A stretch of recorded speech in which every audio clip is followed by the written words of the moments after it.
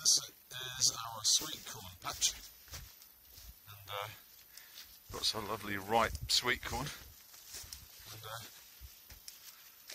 Sarah's going to tell you how to which ones to pick. Okay, so looking around, I always prefer to get the ones at the bottom of the plant, and when the beardy stuff here starts dying, that's the best moment to pick it. So just sort of dark brown. It changes to dark brown.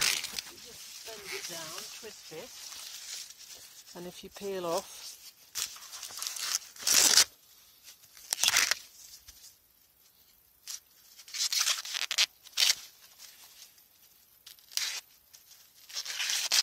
you'll see that corn is absolutely perfect. There we go.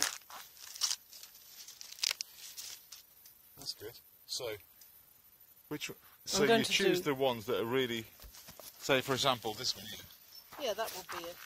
This one would be okay? Yes. I want another one as well. So let's go for another one. This one here. A minute, let's have a look. So the beard is nice and brown. Yeah. Okay, take that one then. Yes.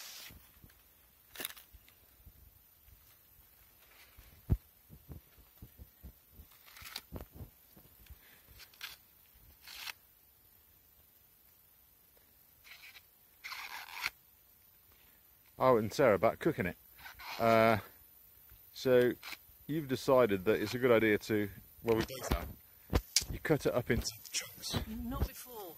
The easiest thing is to cut the top and the bottom. Yeah. Use a pressure cooker with a steamer inside, a cup of water. That's too complicated for most people. Just how do you do it with a normal saucepan? Okay, put it in a boiling pan of water for 15 minutes. Turn off the heat, leave it for 5, and then take out and dress salt and pepper or olive oil or butter. But we cut ours up into chunks, don't we? Yeah. Because it's easier to eat. Yeah, you cut them into sort of so you bite wheels. So you like cut them into chunks as big as your bite is. Yeah.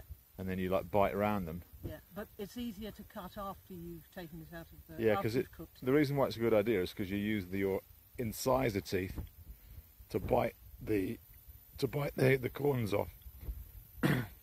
And it means you don't get so many like bits of crap stuck in your teeth. Okay, so that's how to do sweet corn. I'd pick and cook